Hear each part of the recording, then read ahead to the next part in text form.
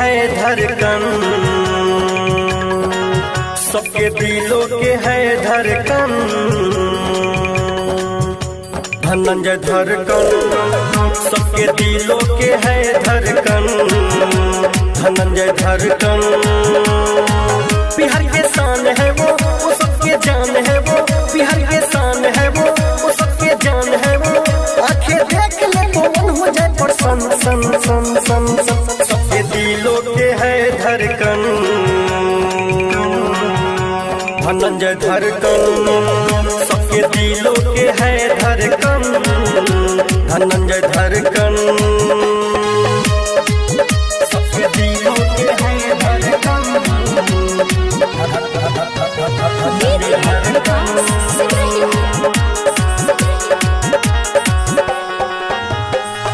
सबके दिलों के है धड़कन।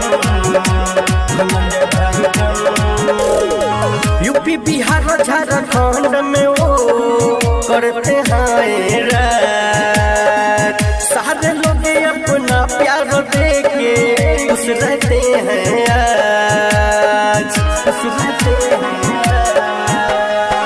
यूपी बिहार झारखंड में वो करते हैं रात। सारे लोग अपना प्यार देके खुश रहते हैं यार। उनके फैन न भूले एक क्षण। धनंजय धड़कन, कन कन, सबके दिलों के है धड़कन। धनंजय धड़कन, सबके दिलों के है धड़कन।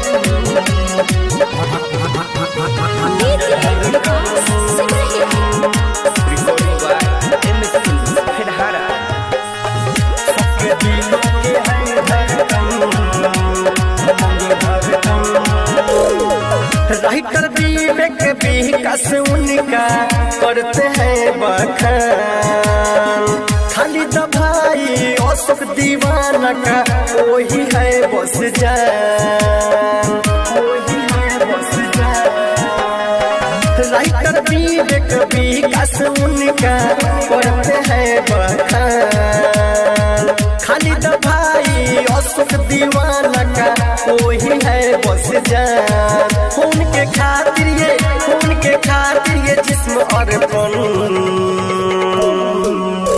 धनंजय धड़कन, कन कन, सबके दिलों के है धड़कन। धनंजय धड़कन, सबके दिलों के है धड़कन। सबके दिलों के है धड़कन।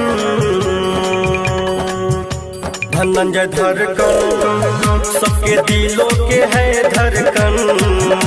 धनंजय धड़कन, बिहार के शान है वो सबके जान है वो।